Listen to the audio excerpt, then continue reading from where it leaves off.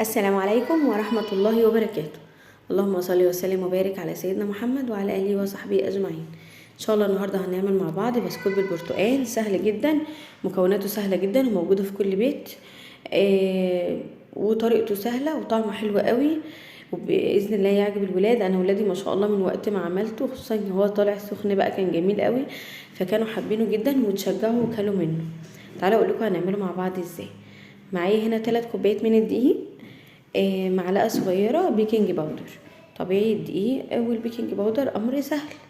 ماشي، معانا كوباية إلا ربع من السكر، كل ده برضو. معانا سمنة حوالي نص كوباية، يعني أنا عايرت حوالي نص الكوباية اللي أنا معايرة بها الدقيق يعني، وبيضة وبرتقانة. احنا أول حاجة هناخد في البرتقانة ايه؟ شايفين القشرة الصفراء اللي بره دي؟ بلاش القشرة البيضة اللي جوه دي.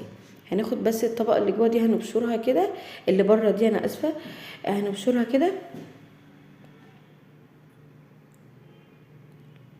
وهناخد الاول، انا معايا دلوقتي السمنه، حطيت السمنه والسكر على بعض هضربهم. نسيت اقول لكم حاجه، ان احنا دلوقتي البرتقانه بتاعتي هاخد العصير بتاعها، الميه بتاعتها، بحيث ان انا اعاير نص كوبايه عصير برتقان. لو الكوبايه دي ما لو البرتقانه ما كملتش نص الكوبايه، ممكن استخدم كوبايه برتقانه تانية، مفيش مشكله.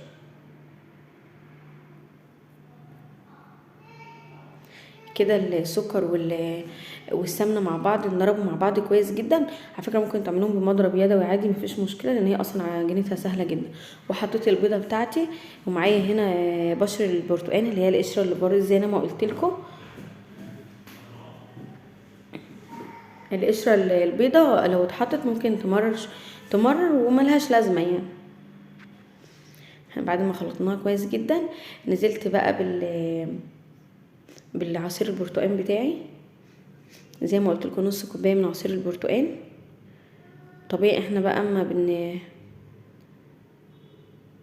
شايفين الدقيق، هبدأ انزل بالدقيق والم العجينة زي ما انتم شايفين كده. طبعا ما بنستخدمش مية ولا اي حاجة تانية، هي بس العجينة كده يدوب العجينة اتلمت.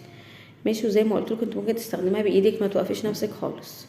شكليها بقى زي ما انت عايزة، يعني زي ما تحبي بقى ترقي الطبقة، تتخنيها زي ما انت عايزة، القوام اللي تحبيه اعمليه والشكل اللي تحبيه اعمليه. العجينة معايا اهي، هبدأ بقى افردها، هقطعها بس حتتين ولا حاجة كده عشان اعرف افردها تحت ممكن ترشي رشة دقيق بدل ورق الزبدة اللي انا حطاه ده، بس انا يعني ما كنتش حابة احط دقيق بصراحة. فورقة الزبدة فردت عليها عشان ما تلزقش معايا وانا بشتغل، بس هي كده كده ما كانتش بتلزق قوي يعني. وهفرد بقى العجينة، هحط عليها كمان ورقة زبدة من فوق ورقة من تحت، وابدأ افردها كويس.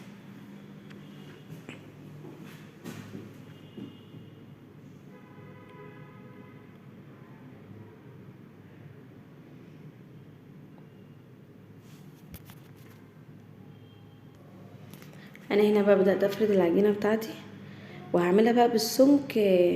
انا ما كنتش عايزاه تخين قوي يعني، كنت عايزاه ما يبقاش تخين قوي، عايزاه رقيق كده، بحيث ان هو يبقى مقرمش قوي على قد ما اقدر يعني. شايفين انا باي بقى بكوبايه عندك تقدري تعملي باي شكل عندك متاح، متوقفيش نفسك.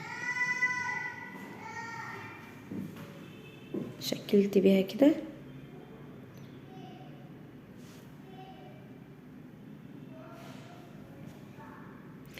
وبجد سهل جدا وما بياخدش وقت وطعمه حلو قوي. وهو تقريبا في الفرن بياخد حوالي 10 دقايق بالكتير بالكتير، وتخلي بالك منه كمان عشان ما يحمرش منك قوي. احط بقى في الصينيه بتاعتي. اهم حاجه اول لما يطلع من الفرن يعني استنى يعني دقيقه كده، مش عايزاه ان هو يبرد قوي عشان ما يلزقش في الصينيه. واعمله بقى بالسكينه من تحت كده، بحيث ان هو ما يلزق يعني، ما يبردش على الصينيه ويلزق مني.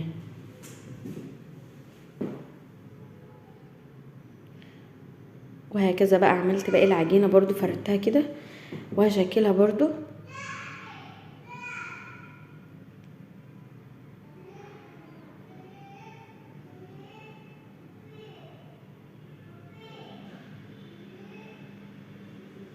كده. طبعا اليومين دول كل حاجة غالية، فاحنا بنحاول نختار البدائل على قد ما نقدر. والحاجات السهله اللي نقدر نعملها للولاد ويحبوها. بجد الولاد كانوا حابينه جدا. يعني حابه بقى تعملي على وشه شكل معين كده او حاجه، او مثلا بالشوكه ممكن تمشي على وشه كده، مفيش مشكله.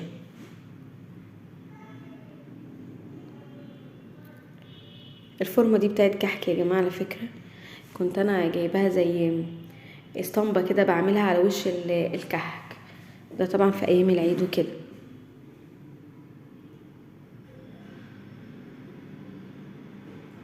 ومش غاليه، هي تقريبا ب5 جنيه يعني. ده بقى البسكوت بعد ما طلعته من الفرن، وزي ما قلت لكم هو قاعد حوالي 10 دقايق. وكمان تخلي بالك منه عشان ما يحمرش، ممكن تلف الصينيه كده وكده بحيث ان ايه كله يطلع لون واحد يعني. بجد ما شاء الله حلو جدا جدا ومقرمش، وبجد الولاد هيحبوا وخفيف كمان. وانا حطيته في علبه كده وحطيته على الرخامه بقى، الولاد رايحين جايين عليه بقى ياكلوا منه كل شويه ما شاء الله. اول 3 كوبايات عاملين كميه كويسه مش وحشه، حابه تضاعفي الكميه بقى براحتك. يا ريت تكونوا استفدتوا من الفيديو ده ان شاء الله، هتوحشوني جدا.